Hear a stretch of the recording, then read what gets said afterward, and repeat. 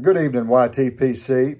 This is your friend, the Delta Piper, coming to you from deep in the low country of the Mississippi Delta on a cool spring evening.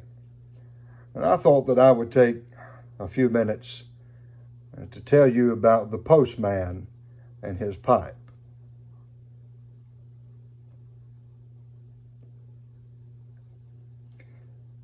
In 1922, the University of Mississippi started complaining about their mailman.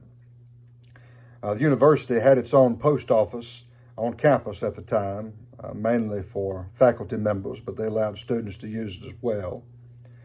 It was thought that this would save them the inconvenience of having to go into town every time they wanted to mail a letter or receive a package. And it probably would have been a good idea if not for one small problem: the postman. Bill was a diminutive fellow who never wanted the job in the first place. But some friends of his convinced him that he needed a job and couldn't simply go through his entire life as a layabout, which was a bit of news to him since he had proven to be quite adept at it until then. But a friend of a friend pulled some strings and got him an interview with the United States Postal Service. And after a few days, Bill sat for a civil service exam, and much to everybody's surprise, he passed it. And within a few days more, he was the newly minted head for the post office at the University of Mississippi. And since that time, folks have wondered if Bill was not just a little bit casual with the truth when he filled out the job application, because he had dropped out of school after the 5th grade and hoping that he could join the Army as a fighter pilot, and they rejected him. And somehow he managed to get into college, but he tanked out before the end of his freshman year. And now, at the ripe old age of 24, he was back on campus at the same university as the mailman.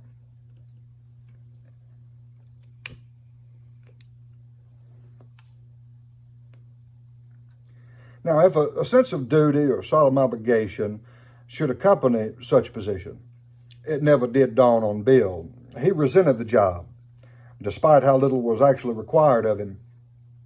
In 1922, this was actually a pretty sweet gig. When other men were having to pick cotton or swing hammers or bust timber in the broiling sun, other employees would bring the mail from the train station. All Bill had to do was sort it, and he rarely did that.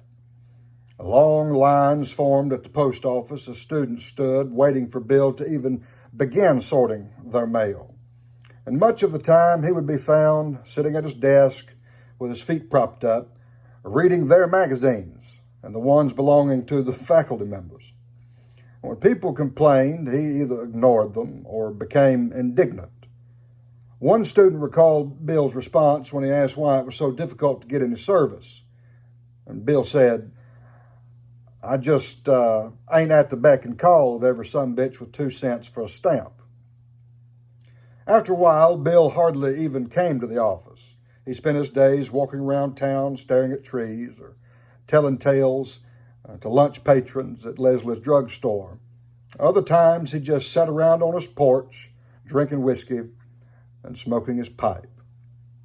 And then when he finally did deign to go to the post office, it was discovered that he was throwing away the mail rather than sorting it. And professors were often reduced to rummaging through the trash cans to find their correspondence.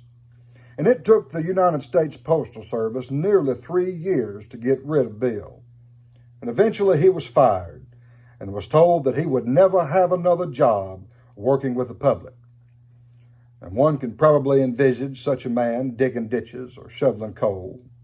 In fact, he did shovel coal for a while until he got fired from that too.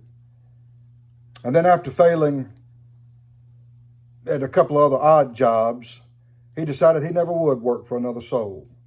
Instead, he became an author and won the Pulitzer Prize twice. That cranky little postmaster from Mississippi was William Faulkner.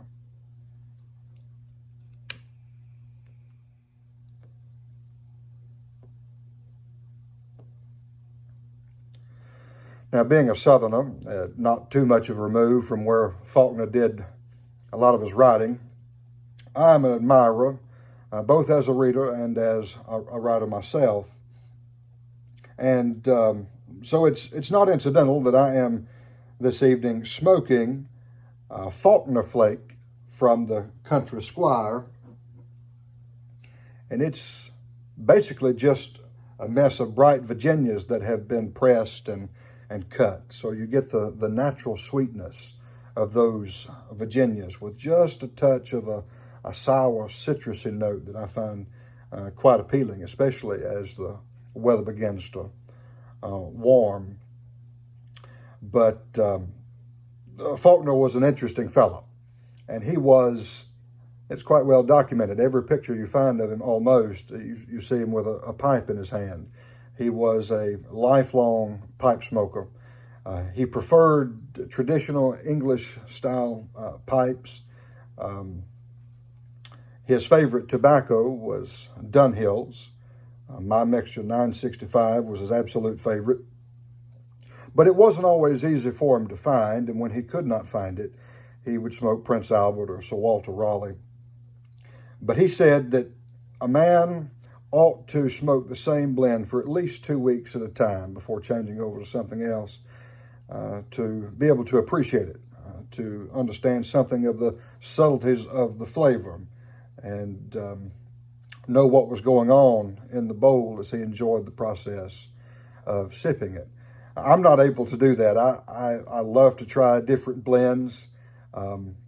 I don't have a ton. I don't have as many as a lot of you folks do. I have probably just over 100 different blends in the cellar, but I find myself jumping from one to another on a regular basis. I can't follow Faulkner's 2-week rule, but I imagine he does have a point. And I would encourage you folks to get in touch with the Country Squire in Jackson, Mississippi, and order you a couple ounces of Faulkner Flake.